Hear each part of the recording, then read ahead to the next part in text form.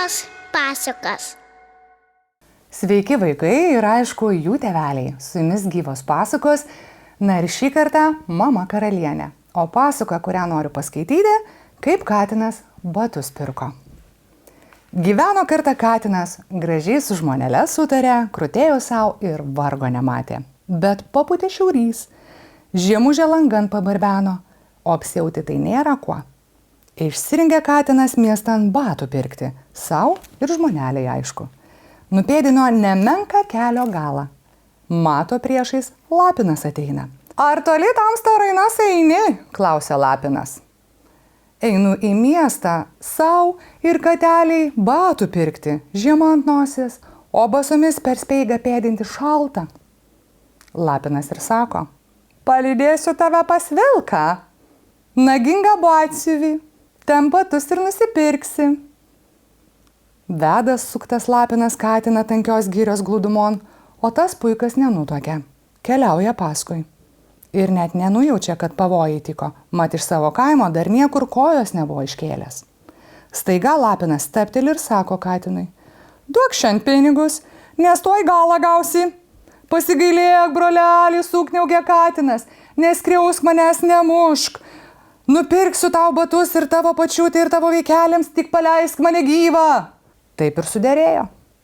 Atėjo jiedu miestan, sustojo tarpu vertėjai, o lapinas ir sako, baugu man, čia tavęs palauksiu, o tu eik, sutark dėl batų. Nesibaimink, ramina katinas, eiva toliau. Priėjus siaurą gatvykę, katinas paliko lapiną laukti, o pats krautuvėn užėjo batų pažiūrėti. Pamatė žmonės lapiną, kad ėmė vyti, pagaliais daužyti, apsupo iš visų pusių, šonus jam išvanojo ir net uodegą nurovė. Varšas vos kudašių išnešė. Nuskodė namo nesidairydamas, net batai neberūpėjo.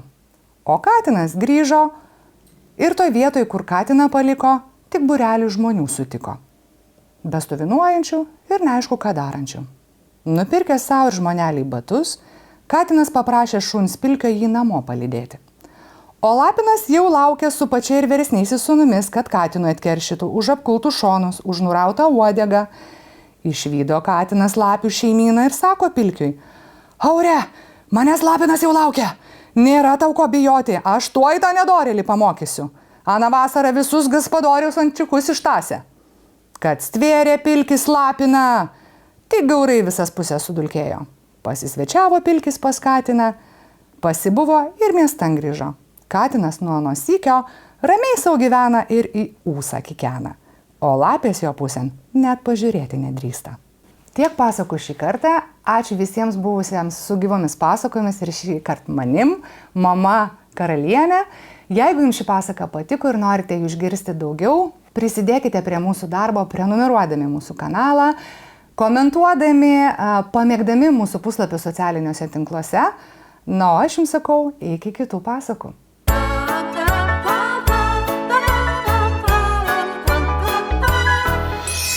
Gyvos pasakos.